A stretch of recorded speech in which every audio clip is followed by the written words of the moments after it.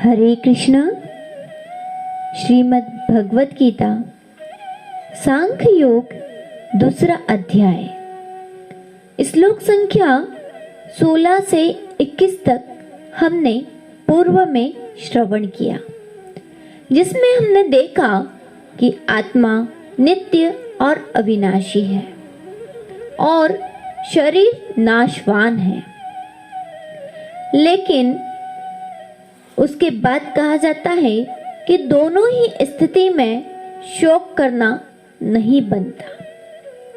लेकिन हम कहेंगे कि हमें यह बात तो समझ में आती है कि हमें शोक करना नहीं चाहिए। लेकिन प्रश्न उठता है कि जब आत्मा एक शरीर को त्याग कर दूसरे शरीर को धारण करती है, तब हमें अत्यंत कष्ट होता है। उसके लिए शोक करना कैसे अनुचित हो सकता है? तब तो हमें बड़ा कष्ट होता है। तब हम कैसे मान ले कि हम कैसे शोक न करें, हम क्यों शोक न करें?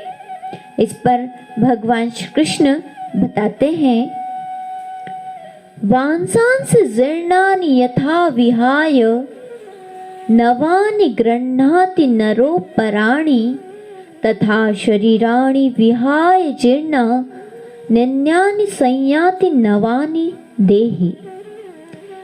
जैसे मनुष्य पुराने वस्त्रों को त्याग कर दूसरे नए वस्त्रों को ग्रहण करता है, वैसे ही जीवात्मा पुराने शरीर को त्याग कर दूसरे नए शरीर को प्राप्त होता है।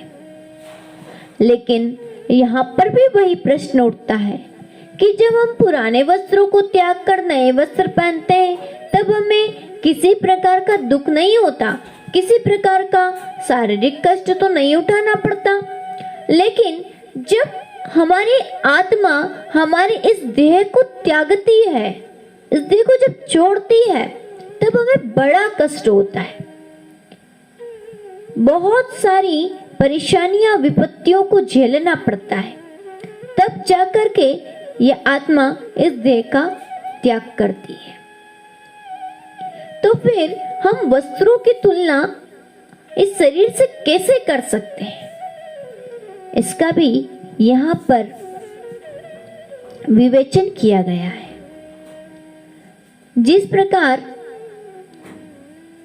एक माता अपने बालक के पुराने गंदे वस्त्रों को उतारती है और नए पहनाती है, तो वो बालक बहुत रोता है, परंतु उसकी माता उसके रोने की परवाह न करके उसके हित के लिए उन पुराने खराब वस्त्रों को त्याग कर उसे नए वस्त्र धारण करवाती है। वैसे ही प्रकृति के नियमानुसार प्रत्येक मनुष्य का शरीर एक समय के बाद जीर्ण अवस्था को प्राप्त हो जाता है, जो उसकी अंतिम अवस्था होती है, और उसके बाद हमें उस शरीर को त्याग करना होता है। अब जो व्यक्ति इस बात को समझते हैं, वह इसके लिए कभी भी शोक नहीं करते, क्योंकि वे जानते हैं कि हमें इस देह को त्यागने के बाद दूसरी देह मिल जाएगी कर्मों के अनुसार। इसलिए इसी बात का उदाहरण इस बात को पुष्ट करता है। पुराने शरीर को त्याग कर नए शरीर के ग्रहण करने में अज्ञानी को ही दुख होता है, विवेकी को कभी नहीं होता। इस प्रकार भगवान श्री कृष्ण ने शरीर से दूसरे शरीर के प्राप्त होने में शोक करना अनुचित सिद्ध किया, और पुनः 3 श्लोकों में आत्मा की नित्यता, निराकारता और निर्विकारता का प्रतिपादन किया। उसके विनाश की आशंका से शोक करना अनुचित सिद्ध किया है। श्लोक संख्या 23, नैनं छिन्दन्ति शस्त्राणि नैनं दहति पावकः न चैनं क्लेदयन्त्यापो न शोषयति मारुतः। इस आत्मा को शस्त्र नहीं काट सकते, इसको आग नहीं जला सकती, इसको जल नहीं गला सकता और वायु नहीं सुखा सकता। यहाँ पर भगवान श्री कृष्ण ने आत्मा की स्थिति का वर्णन किया है, क्योंकि अर्जुन कह रहे थे, अर्जुन सोच रहे थे कि मैं शस्त्र अस्त्रों के द्वारा सबको मार दूंगा। इसलिए भगवान उन्हें बता रहे हैं कि जिन भाई बंधुओं के नाश होने की आशंका से शोक कर रहे हो, अतएव अर्जुन के शोक को दूर करने के लिए भगवान ने इस श्लोक में पृथ्वी आदि चारि भूतों का आत्मा का नाश करने में असमर्थ बतलाकर निर्विकार आत्मा का नित्यत्व और निराकारत्व सिद्ध किया है। काटा उसको जा सकता है जिसका कोई आकार हो, और जो आत्मा है उसकी निराकारता को यहाँ पर सिद्ध किया गया है कि इसे किसी भी प्रकार नहीं काटा जा सकता है, न जलाया जा सकता है, न सुखाया जा सकता है। इसलिए हमें आत्मा के लिए कभी शोक नहीं करना चाहिए। आगे भगवान श्री कृष्ण इसी बात का पुनः स्पष्टीकरण कर रहे हैं।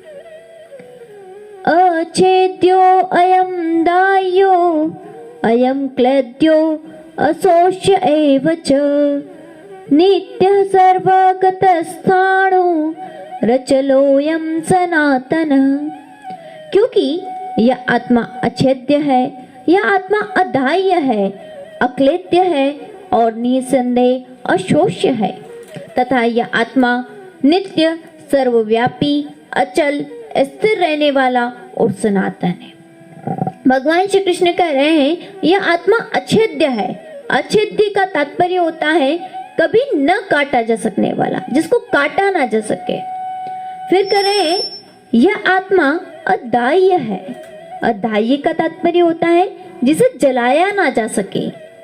फिर श्री कृष्ण भगवान करे अक्लेद्य है, जिसे गलाया ना जा सके, और निसंदेह, इसमें कोई संदेह नहीं है कि इसे कोई सुखा भी नहीं सकता। तो फिर आत्मा क्या है? अगर आत्मा किसी के द्वारा कुछ नहीं हो सकता तो फिर आत्मा है क्या? तब भगवान इसी श्लोक के दूसरी लाइन में कह रहे हैं यह आत्मा नित्य है। नित्य का तात्पर्य होता है सदा रहने वाला, जिसका कभी नाश नहीं होता। फिर कह रहे हैं सर्वव्यापी है, हर जगह स्थित है, हर जगह स्थित है, क्योंकि जीव हर जगह पाया जाता है और जहां पर जीव है वहां पर आत्मा है। तो इसलिए कहा गया है सर्वव्यापी। हम जानते हैं जल में भी जीव पाए जाते हैं, हम जानते हैं आकाश में भी जीव पाया जाता है, हम जानते हैं पृथ्वी पर भी जीव पाया जाता है। तात्पर्य है सर्वव्यापी।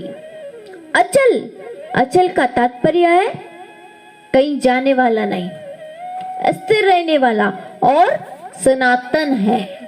सनातन जो सदा चल कर आने वाला, आज का नहीं, पुरातन। लेकिन हम कुछ ज्ञानी जन मानते हैं कि अगर आत्मा ऐसा है तो आकाश को भी तो कहा जा सकता है। क्या आकाश नित्य नहीं है? तो यहां पर बताया जाता है कि आकाश नित्य नहीं है, क्योंकि महाप्रलय में उसका भी नाश हो जाता है और आत्मा का नाश नहीं होता, इसलिए आत्मा नित्य है। फिर ज्ञानी जनों ने कहा आकाश सर्वव्यापी नहीं है। फिर कहा जाता है कि आकाश सर्वव्यापी नहीं है, केवल अपने कार्य मात्र में व्याप्त है, और आत्मा सर्वव्यापी है। आकाश सनातन सदा रहने वाला अनादि नहीं है और आत्मा सनातन अनादि है। इस प्रकार उपयुक्त शब्दों द्वारा आकाश से आत्मा की अत्यंत विलक्षणता दिखलाई गई है। आत्मा आकाश से भिन्न है। इस प्रकार आत्मा की विशेषताओं को बतलाने के बाद भगवान आत्मा की और भी विशेषताओं को बता रहे हैं।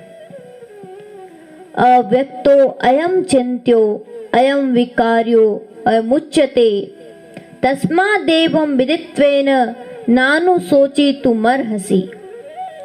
यह आत्मा अव्यक्त है। अव्यक्त का तात्पर्य है अदृश्य, जो दिखाई न दे। यह आत्मा अचिंत्य है। अचिंत्य का तात्पर्य अकल्पनीय, जिसकी कोई कल्पना नहीं की जा सकती हो। मन जिसकी कल्पना नहीं कर सकता। हम मन से हर चीज की कल्पना कर सकते हैं, लेकिन आत्मा की कोई कल्पना नहीं है। और यह आत्मा विकार रहित कहा जाता है। विकार का तात्पर्य है जन्म लेने वाला और मृत्यु को प्राप्त होने वाला। जो जन्म लेकर मृत्यु को प्राप्त हो उसे कहा जाता है विकारी। लेकिन आत्मा जन्म और मृत्यु से रहित है, इसलिए आत्मा को कहा जाता है विकार रहित। इससे हे अर्जुन, इस आत्मा को उपयुक्त प्रकार से जानकर तू शोक करने के योग्य नहीं है, अर्थात तुझे शोक करना उचित नहीं है। भगवान ने आत्मा की विशेषताएं बता दी। आत्मा शस्त्र द्वारा काटा नहीं जा सकता, गलाया नहीं जा सकता, जलाया नहीं जा सकता, सुखाया नहीं जा सकता, नित्य है, सनातन है, सदा रहने वाला है। और करें अव्यक्त है, अचिंत्य है, अकल्पनीय, विकार रहित है। फिर शोक करना, किस चीज के लिए शोक करना है? आत्मा किसी भी इंद्रिय के द्वारा जाना नहीं जा सकता, इसीलिए उसे अव्यक्त कहा। आगे भगवान श्री कृष्ण आत्मा को अजन्मा और अविनाशी बतलाकर उसके लिए शोक करना अनुचित सिद्ध कर दिया। आगे के 2 श्लोकों में आत्मा को औपचारिक रूप से जन्मने मरने वाला मानने पर भी उसके लिए शोक करना अनुचित कैसे है, इस बात को भगवान श्री कृष्ण सिद्ध करते हैं। अथ चैनम नित्य जातम नित्यं वा मनसे मृतम तथापि त्वं महाबाहो नेवं सोचितुमर्हसि। किंतु यदि तू इस आत्मा को सदा जन्मने वाला तथा सदा मरने वाला मानता हो तो भी है महाबाहो, तो इस प्रकार शोक करने के योग्य नहीं है। भगवान श्री कृष्ण ने कहा कि आत्मा विकार रहित है, इसका कभी जन्म नहीं होता, और जिसका जन्म नहीं होता उसकी मृत्यु कैसे होगी, इसलिए तुझे शोक नहीं करना चाहिए। लेकिन फिर भी अगर तू मानता हो, भगवान अर्जुन के माध्यम से कुछ ऐसे लोगों को कहना चाह रहे हैं जो आत्मा को मरने वाला समझते हैं और आत्मा को ही जन्म लेने वाला समझते हैं, उनके लिए भगवान श्री कृष्ण ने ये बात कही है कि अगर तू ऐसा मानता है तो भी तुझे शोक नहीं करना चाहिए। क्यों नहीं करना चाहिए? क्योंकि वैभाषिक दर्शन के अनुसार आत्मा शरीर के क्षय होते ही लुप्त हो जाता है। अतः प्रत्येक दिशा में, चाहे अर्जुन इस वैदिक मान्यता को स्वीकार करता है कि अणु आत्मा का अस्तित्व है या कि वह आत्मा के अस्तित्व को स्वीकार नहीं करता, उसके लिए शोक करने का कोई कारण ही नहीं है। अगर आत्मा के साथ, शरीर के साथ ही आत्मा का नाश हो जाता है तो फिर शोक किसके लिए करना? शरीर भी नाश हो गया, आत्मा भी नाश हो गई, फिर शोक किसके लिए करना? और अगर आत्मा का नाश नहीं होता तो वह आत्मा जीवित है, दूसरा शरीर धारण कर लेगी, उसके लिए भी शोक नहीं किया जा सकता। इस सिद्धांत के अनुसार चूंकि पदार्थ से प्रत्येक क्षण असंख्य जीव उत्पन्न होते हैं और नष्ट होते रहते हैं, अतः ऐसी घटनाओं के लिए शोक करने की कोई आवश्यकता ही नहीं है। यदि आत्मा का पुनर्जन्म नहीं होता तो अर्जुन को अपने पितामह तथा गुरु को वध करने के पाप फलों से डरने का कोई कारण न था, किंतु साथ ही कृष्ण ने अर्जुन को व्यंग पूर्वक महाबाहो कहकर संबोधित किया है, क्योंकि उसे वैभाषिक सिद्धांत स्वीकार नहीं था जो वैदिक ज्ञान के प्रतिकूल है। क्षत्रिय होने के नाते अर्जुन का संबंध वैदिक संस्कृति से था और वैदिक सिद्धांतों का पालन करते रहना ही उसके लिए शोभनीय था। इसलिए आत्मा को अमर सनातन मानना ही अर्जुन का संस्कार है। जातस्य हि ध्रुवो मृत्यु ध्रुवं जन्म मृतस्य च तस्मात् परिहार्यार्थे न त्वं शोचितुमर्हसि। क्योंकि इस मान्यता के अनुसार जन्मे हुए की मृत्यु निश्चित है और मरे हुए का जन्म निश्चित है। इससे भी बिना उपाय वाले विषय में तू शोक करने के योग्य नहीं है। क्यों? क्योंकि जिसका जन्म हुआ है उसकी मृत्यु निश्चित है। ये बात तो ठीक है, क्योंकि जन्मा हुआ सदा नहीं रहता, इस बात को सभी जानते हैं। परंतु यह बात कैसे कही कि जो मर गया उसका जन्म निश्चित है? क्योंकि जो मुक्त हो जाता है उसका पुनर्जन्म नहीं होता। लेकिन यह बात भगवान श्री कृष्ण ने उन भौतिकवादियों या उन अज्ञानियों के लिए कही है जो आत्मा का पुनर्जन्म मानते हैं और जो मुक्ति जैसी स्थिति को नहीं मानते। वास्तव में तो भगवान जो कहते हैं वही परम सत्य है कि जिसका जन्म हुआ है उसकी मृत्यु निश्चित है और केवल शरीर की ही मृत्यु होती है, आत्मा की कोई मृत्यु कभी नहीं होती। इस प्रकार भगवान आत्मा का जन्म और मृत्यु निश्चित होने के कारण वो बात अनिवार्य है, उसमें उलटफेर होना असंभव है। ऐसी स्थिति में निरुपाय बतलाने के लिए शोक करना नहीं बनता। अतएव इस दृष्टि से भी तुम्हारा शोक करना सर्वथा अनुचित है। इस प्रकार भगवान श्री कृष्ण ने अर्जुन को निरुत्तर कर दिया और भगवान कह रहे हैं कि मनुष्य को अपने कर्मों के अनुसार जन्म ग्रहण करना होता है और एक कर्म अवधि समाप्त होने पर उसे मरना होता है, जिससे वह दूसरा जन्म ले सके। इस प्रकार मुक्ति अवधि प्राप्त किए बिना ही जन्म मृत्यु का ये चक्र चलता रहता है। जन्म मरण के इस चक्र से वृथा हत्या वध तथा युद्ध का समर्थन नहीं होता, किंतु मानव समाज में शांति तथा व्यवस्था बनाए रखने के लिए हिंसा तथा युद्ध भी आवश्यक होता है और धर्म के लिए युद्ध किया जाना चाहिए और अधर्म का सदैव विनाश होना चाहिए।